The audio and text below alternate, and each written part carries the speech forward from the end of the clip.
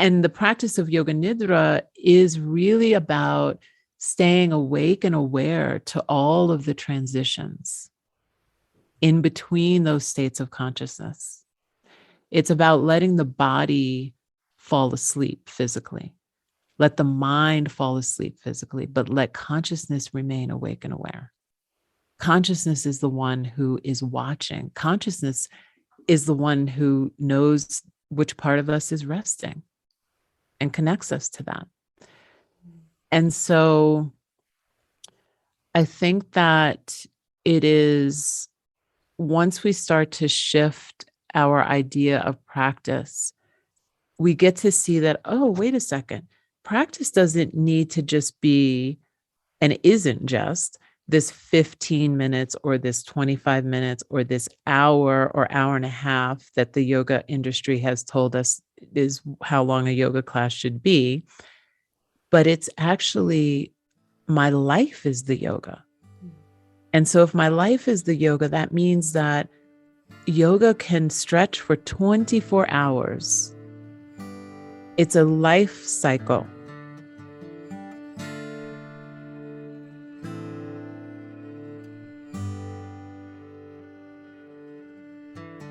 I'm Olivia Clementine, and this is Love and Liberation. Today our guest is Tracy Stanley. Tracy is the founder of Empowered Life Circle and shares teachings that are inspired by more than 20 years of study in the traditions of the Himalayan masters and Sri Vidya Tantra. She is the creatrix of the Empowered Life Self-Inquiry Oracle Deck and host of Radiant Rest podcast, which celebrates the practices, teachers, and traditions that prioritize the rituals of rest, sacred dreaming, and self-care. Her book, Radiant Rest, is now available by Shambhala Publishing.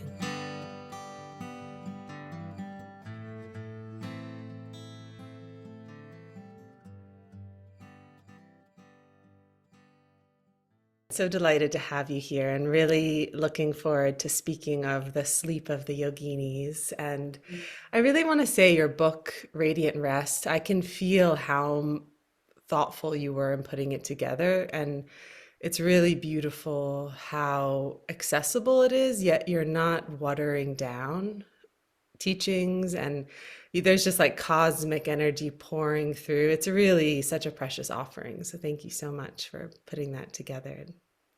I really appreciate hearing that. And I also appreciate that you saw what was happening in my heart and desire to really make the teachings accessible and not water them down at the same time, because that wasn't an easy task. Could you speak of, first of all, just what is Yoga Nidra, and then also why is it so significant that it entails the 8 limbs of yoga? Why should we be so delighted by that? Those are really good, juicy questions. Thank you. So Yoga Nidra has commonly been referred to as the yoga of sleep. But when my understanding of Nidra started to evolve even more, because I feel like we learn what something is by actually practicing it, even though we want to look up the description and understand what that means. This word Nidra comes from 2 different words, ni, which means under or below, and it also refers to the void. And then drew, which means to draw forth from, or that which emerges from.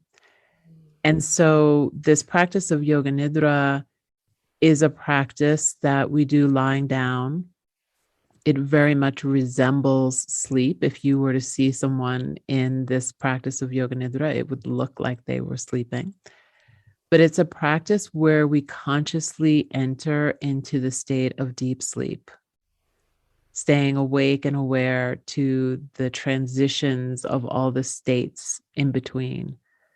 So we're moving through the waking state, the dreaming state, the deep sleep state. And eventually maybe even having the grace of being able to touch into this portal that leads to this place that's known as the fourth, which is Turiya. And Turiya is said to be a place that's similar, if not the same, as Samadhi, which is the final goal of yoga. And it's said to be a place that is peace beyond words. And so the practice of Yoga Nidra, I feel like we like to reduce things down to be more simple in the West. And so what's happened over the years is that I feel like Yoga Nidra has been reduced to a technique, right? It's been reduced to something that you do, very much in the same way that we reduce yoga. Oh, I'm going to go do yoga, right? But yoga is actually a state of consciousness.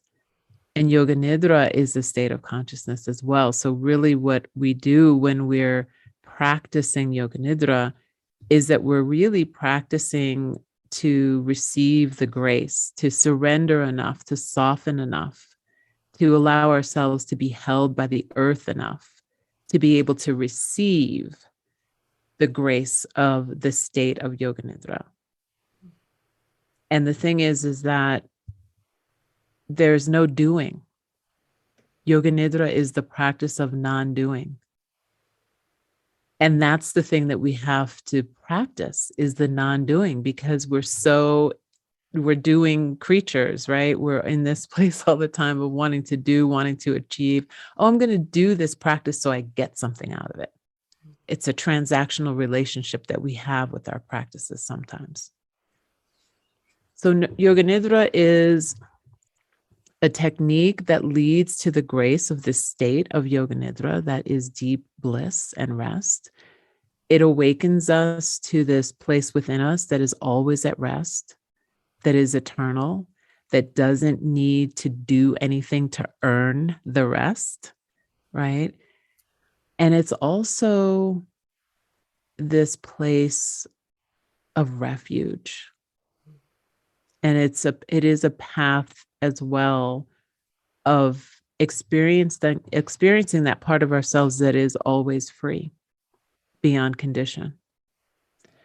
So to circle back to what you asked in the beginning about the 8 limbs, is that it is the practice, it is a full practice of yoga.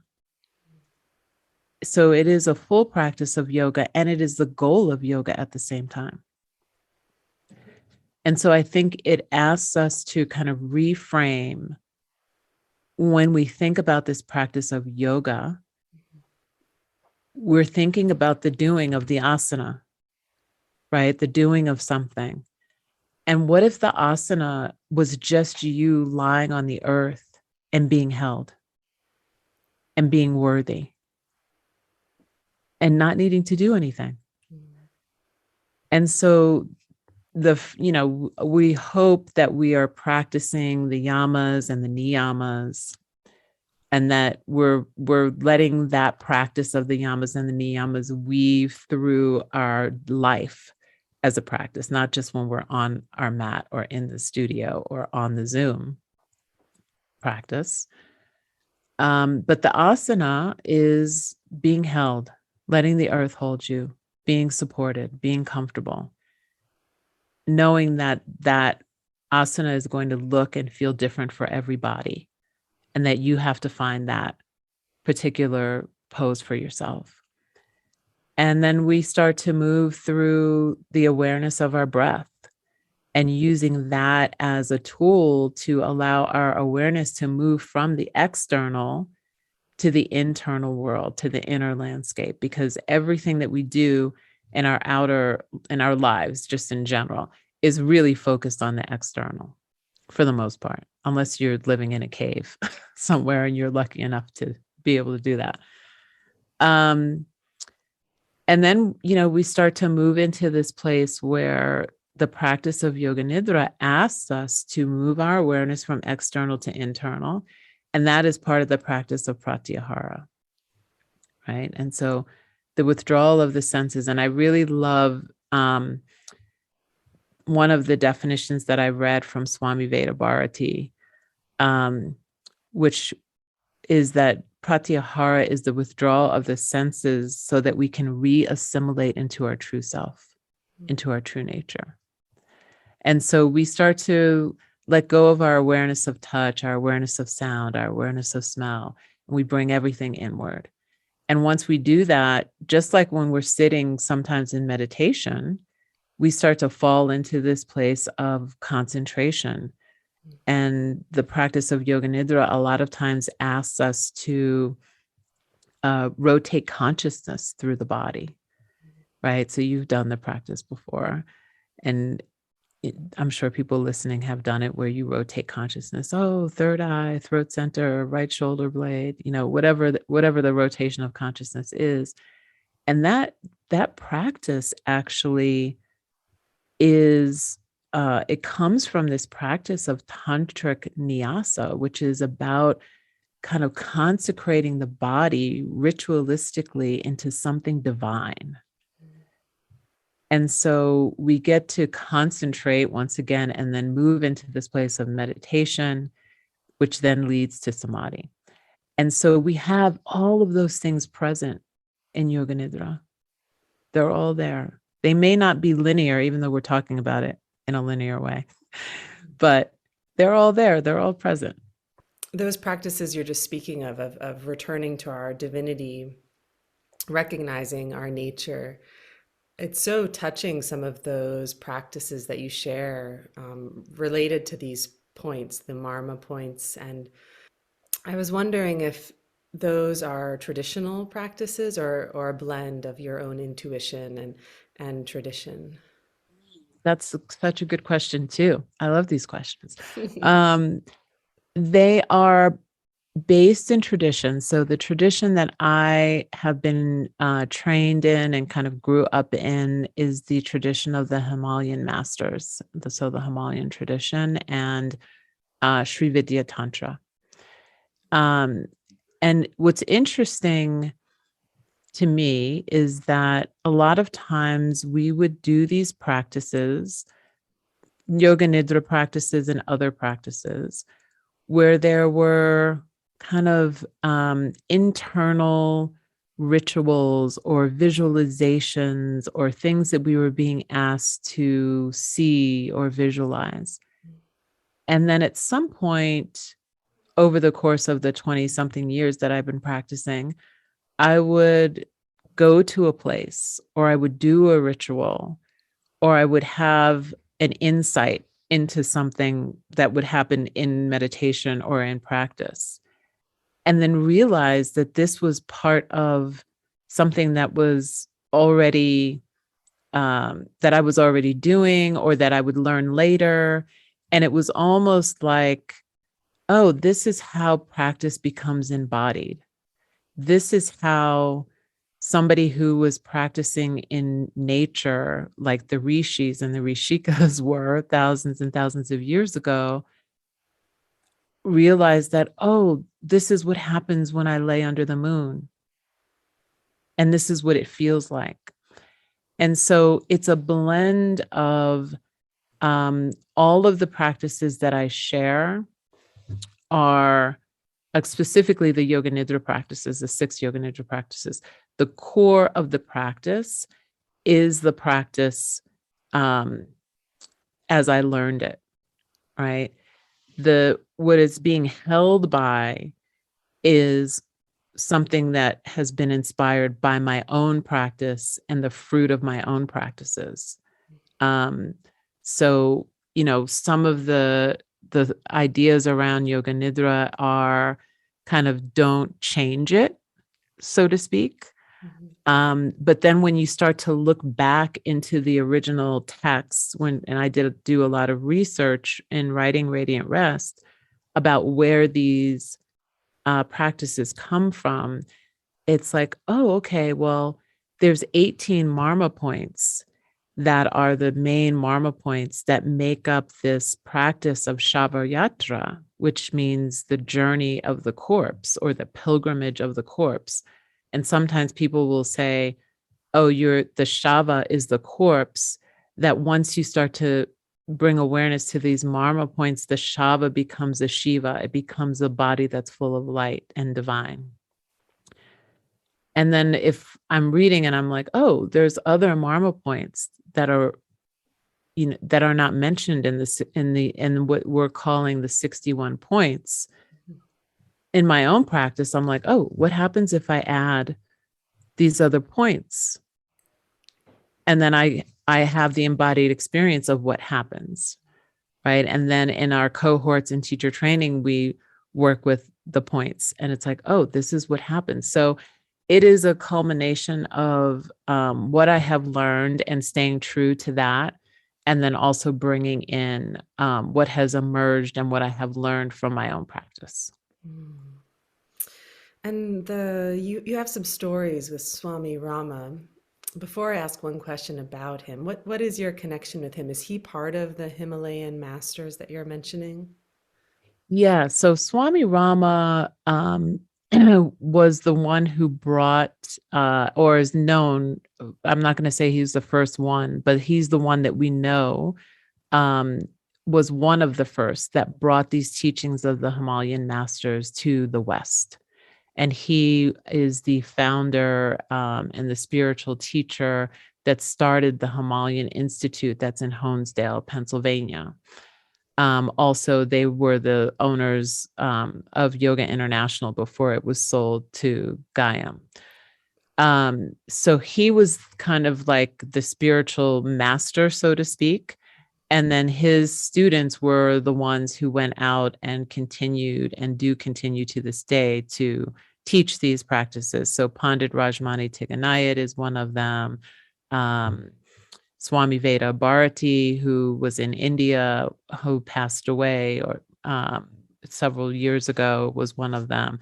And then there are many teachers from those teachers as well. Well, I love the story you share about him meeting his teacher. It's just there's something very sweet and real about it, and certainly mystical as well. Would you be interested in sharing that meeting? Yeah. So this story, it's very interesting because as we were learning about Yoga Nidra in this lineage, this story and this teacher was never mentioned. And it wasn't until one of my dear friends, Chanti Tacarante Perez, who I co-teach our Yoga Nidra teacher training with, she mentioned to me, she said, go back and look at Swami Rama's book, Living with the Himalayan Masters. There's like 3 pages about Mataji. And I was like, Mataji? I'm like, I've read this book a couple of times. I don't remember Mataji. So I went back to read it. And what the story is that basically Swami Rama was in Kamakya, at the Kamakya temple in Assam, India. And he started to see this woman who was like 90 something years old. She was definitely crone. She had these eyes that were shining. They were like Shakti filled. And she was, a bag of bones. And he was just mesmerized by her. And at some point, he started to hear rumors that she never slept. And he was like, never slept. That can't be possible. She's like 90 something. So he started to spy on her, basically. And he started to notice that every night she would go to the temple in Kamakya and she would be doing practices, but he could never kind of sneak in enough to see what it was that she was doing. And eventually, after a couple of times of chasing him away, he basically said, I want to be your student. I want to understand what it is that you're doing, that you're not sleeping and that you're so full of Shakti. And she said, well, have you ever heard of the practice of yogic sleep? And at that point, he had not heard of the practice. And so she took him in as a student. And I believe they spent, I want to say it was about 3 months together, if I remember correctly. And he left his studies with her with a deep understanding of the stages of consciousness, the waking, the dreaming, the deep sleep, and Turiya, and the practice of Yoga Nidra. and how they relate to the sound of Om and all of the syllables that are in Om that relate to the states of consciousness, as well as the places in the body. And this teaching that she gave him basically led to him writing a translation of the Mandukya Upanishads, which is a treatise essentially on the sound of Om. And it's the shortest Upanishad and the most profound, because we chant the sound of Om all the time without actually understanding what it means and the power of Om. And so I find it really amazing because Swami Rama was one of the first teachers to bring the practice of Yoga Nidra to the West, and is definitely responsible for many, many teachers that are teaching practices like 61 points or 75 breaths, whether you know it or not. If you're teaching that, it's because of that lineage. And yet we never hear that this practice was passed down from a female teacher. We never actually even understand that this is a feminine practice. This is a practice, the practice of Nidra Shakti, as my good friend Uma Dinsmore Tooley likes to say, is this practice of Nidra Shakti being the power of repose. Where does radiance come from then, if we're speaking of this feminine quality? Well, for me, the radiance is the realization of the self. That's why I named the book Radiant Rest. And the name didn't really come from me, it came from the goddess. Because part of my creative process is to lay down and practice and then receive whatever it is that I receive and record it and translate it into my journal and into my notes. And what I feel is that, you know, the teachings tell us that there is a part of us that is radiant and effulgent. It's a place that is beyond all sorrow. It was there before we had a name. It'll be there when we no longer have a body. It's eternal. It's who we are. And that part of our journey in life as spiritual beings is to touch and taste that place. And I really feel that Yoga Nidra, as a full system and practice of yoga and a state of yoga, is a journey towards realizing that radiance within us. And when we touch that, I really feel like it changes our perception of everything and everyone around us, right? Because we realize all of the colorings and the coverings that cover that light that we have had to, kind of transform beyond in order to taste it. And I don't think that it requires, it can happen in a moment. It can happen in a moment of surrender. And that's why Yoga Nidra is such a beautiful practice, because it's all about letting go. Well, that's another thing I really appreciate about the way you offer this practice is from the perspective of a householder. I know you consider yourself a householder, and so many of us are householders in different capacities. And you speak a lot about transitions. This as a powerful place in the practice. And I guess a two-part question in a way, like what is the significance of transition and using the transitional period related to Yoga Nidra? And then also from a time perspective, many of us, and I can just give you one question at a time if you rather, but this is just what's coming through, going for it. Many of us as practitioners have this feeling like we need to get something from the practice, and we need to give a certain amount of time to be able to get somewhere, to reach realization.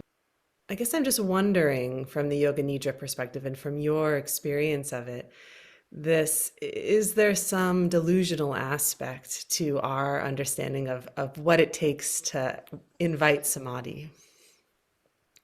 Right. Well, the thing is that I love that you said invite samadhi.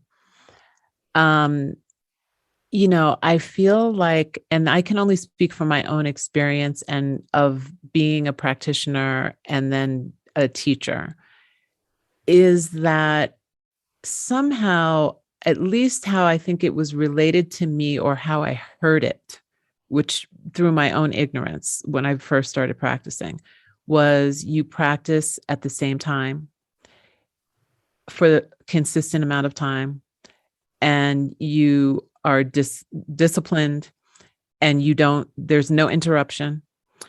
And, so this is straight from the Yoga Sutras. And basically, you're a bad yogi or bad yogini.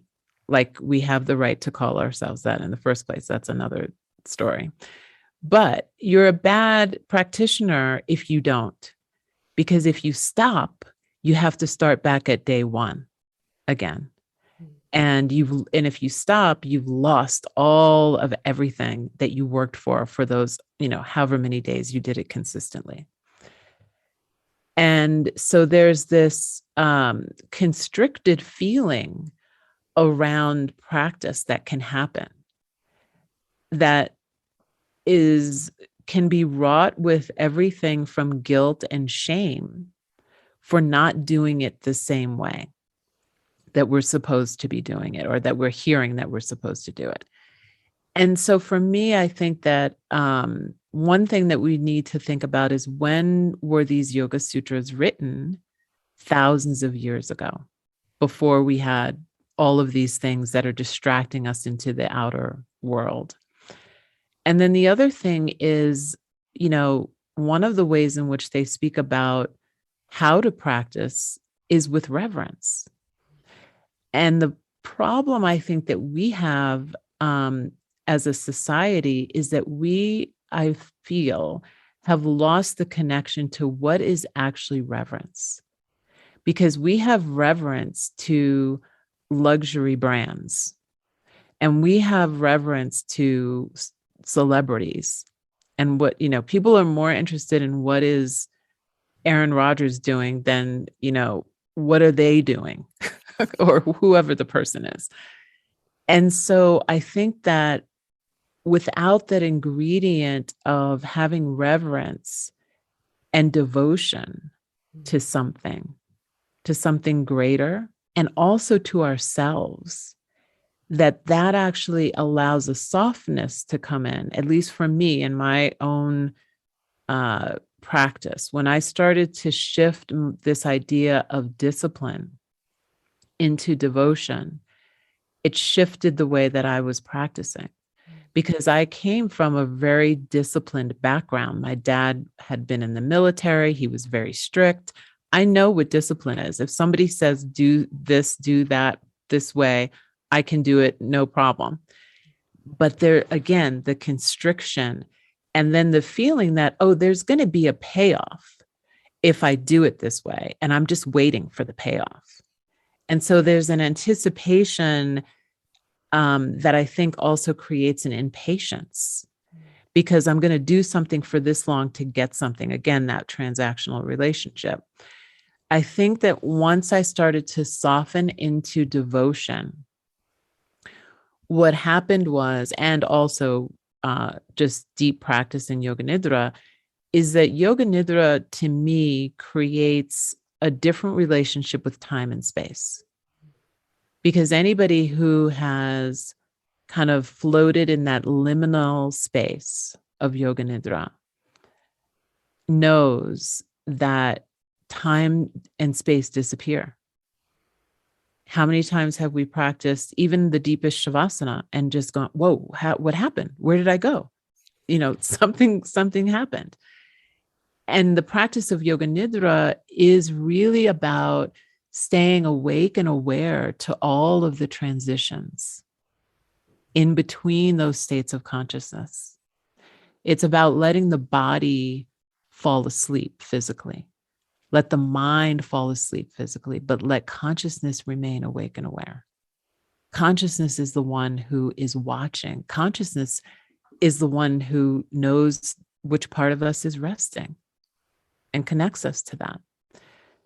And so I think that it is, once we start to shift our idea of practice, we get to see that, oh, wait a second, practice doesn't need to just be, and isn't just this 15 minutes or this 25 minutes or this hour or hour and a half that the yoga industry has told us is how long a yoga class should be. But it's actually, my life is the yoga. And so if my life is the yoga, that means that yoga can stretch for 24 hours. It's a life cycle.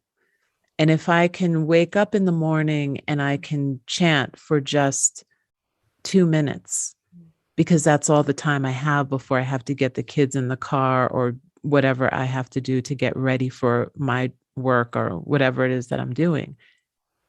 And then I notice, because I've been practicing Yoga Nidra and I've become awake and aware to the transitions within the practice. And what that has done for me is that it has awakened me to my life and to the transitions when I'm in the waking state. So when I'm fully in the waking state, I notice, oh, here's a moment of transition. Whether it's something as simple as the sun is rising, or there's a transition between where I have been to where I'm going, and I take a moment to pause in that transitional space.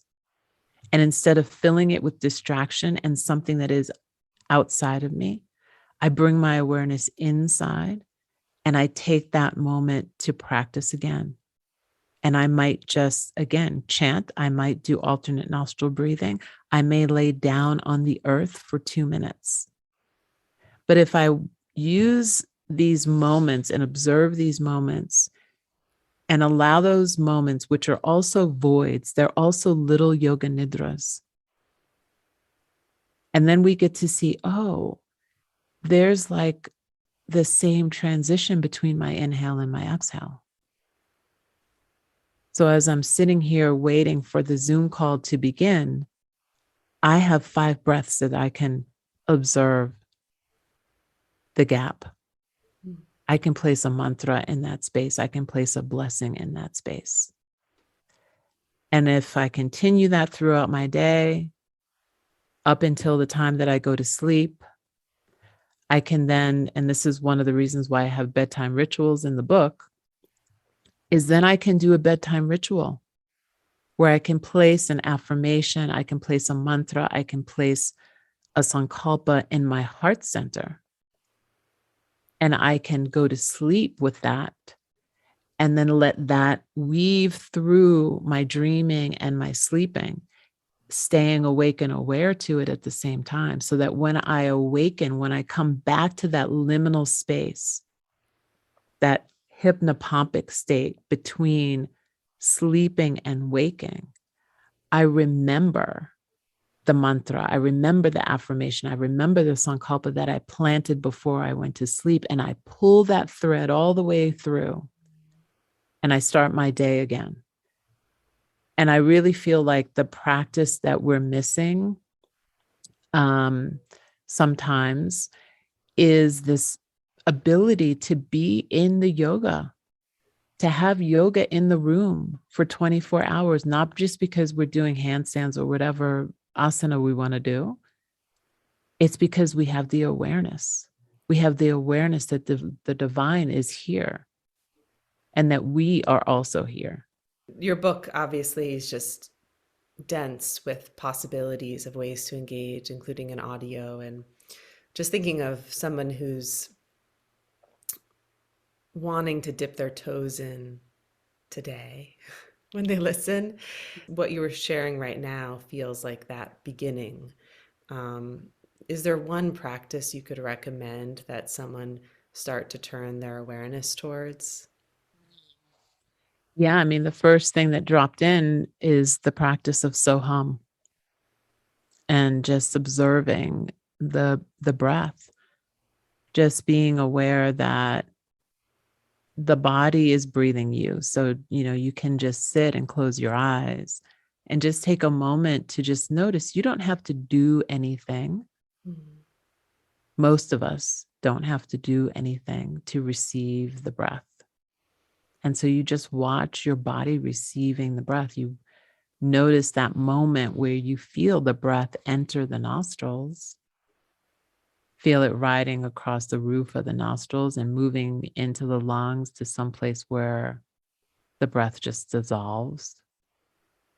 And then you notice the transition between the inhale and the exhale.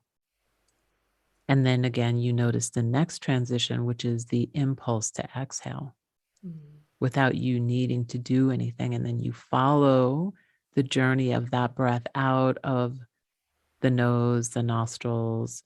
Notice how the breath continues outside of the body, and then it dissolves somewhere outside of the body. And then as you just continue to notice that for the next 3 or 4 breaths, you can also just begin to hear the sound of the breath or feel the vibration of the breath.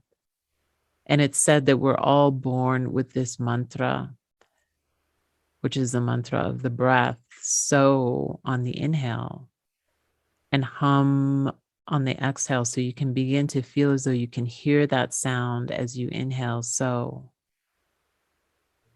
and exhale, hum. And you just do that for the next minute or however long you have. And that mantra, so hum, that means I am that. It returns you back to the source, back to the radiance, back to the oneness. And that's all we need to do. I mean, honestly, sometimes that's my practice. And it's one of the first practices that I ever learned. And it's very simple. It really is one of the only things that you need. And then you can lie down on the earth for a few minutes with no technique at all and just allow the great mother, the earth, the one who nurtures, supports, and holds, and let her hold you and notice where your resistance is and see that as a transition, as a moment to pause and breathe and be held. The story of the goddess Nidra, would you be willing to share one version of that story? Yeah, I can share. So this is a longer story because it's a story within a story. But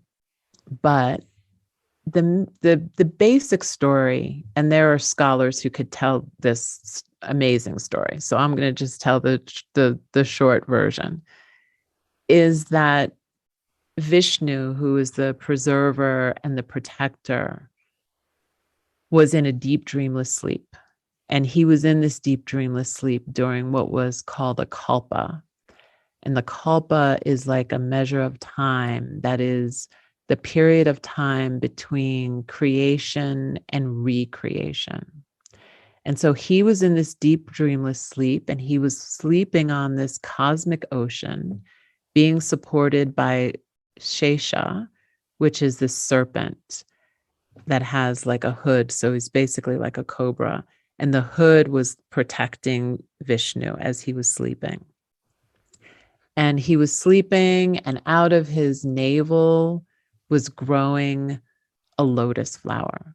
And that lotus flower, Brahma, who is the creator, he was meditating on this lotus flower that was growing out of Vishnu's navel.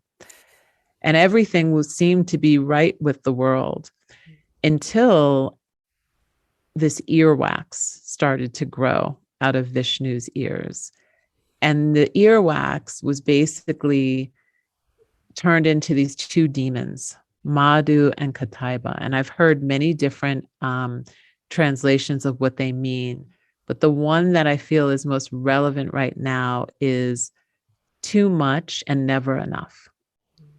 That's what their names were. And so they started attacking Brahma, attacking him. He was like going in and out of his meditation, trying to swat them away. And it became apparent that they were going to destroy the universe. And here, Vishnu, the preserver and the protector, was sleeping in a deep dreamless sleep, completely conked out. And so Brahma was trying to wake up Vishnu. He was trying to wake Vishnu up. He was just saying, Vishnu, Vishnu, you have to wake up. I need your help. Nothing was happening.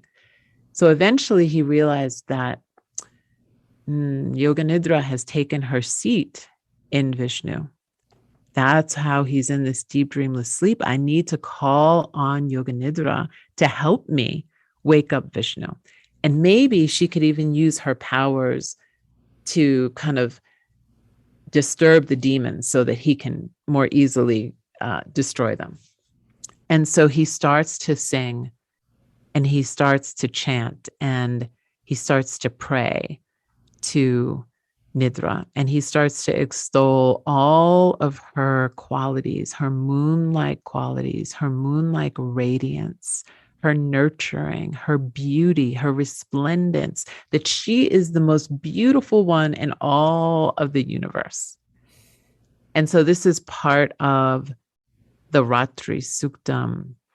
And he's saying, this is one of my favorite verses where he just sings to her, Somya Somya Tarashesha Somye Biastvati Sundari Twameva Parameshwari. And he just keeps singing and singing. And eventually she shows up and it's like, what do you want?